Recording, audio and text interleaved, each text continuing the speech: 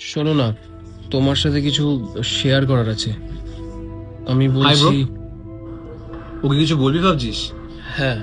তোর আর ওর রিলেশনশিপ নিয়ে কিছু? হ্যাঁ। ফোনটা কেটে দে। কেন?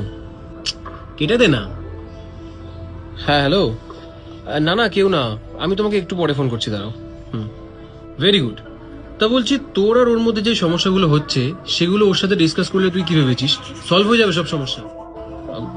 আসলে ভুল। মানে? মানে তোর ভাবনাটা ভুল। তোর কর্পোরেট জব করতে ইচ্ছা করছে না, তাতে ও কি করবে? ও শুধু তোর কাছ থেকে ভালোবাসাটুকুই চায়। ও শুধু চায় তোর সাথে খুশি থাকতে। কি এমন ভুল চায় ও? সেটা তো আমিও জানি, কিন্তু কিন্তু তুই ওকে তোর সমস্যাগুলো বলে আরো আপসেট করতে চাস। একদমই না। আমি শুধু আমার প্রবলেমগুলো ওকে বলতে চাই না। ওর কাছ থেকে সেই মেন্টাল সাপোর্টটা চাই, যেটা আমার এই মুহূর্তে দরকার। আর আমি জানি ও সবসময় আমার সাথে আছে। এসব কথার কথারে সেটা তুইও খুব ভালো করে জানিস। ফোনটা তুই ধরবি না। টেক ইউর টাইম, নিজেকে কম্পোজ কর, আর তোর প্রবলেমগুলো ওকে একদম বলবি না। না, তুই ভুল করছিস।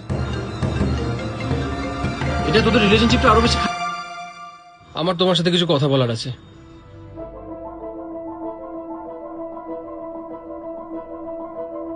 আমি জানতাম you are always there for me. না না, কারোর সাথে কথা বলছিলাম না। ওই আমার সাবকনসিয়াস মাইন্ডে উল্টোপাল্টা থটস ঘুরে বেড়ায়, সেগুলোকেই বার করতে হবে। ছাড়ো, বাদ দাও। কাল ফ্রি আছো তুমি?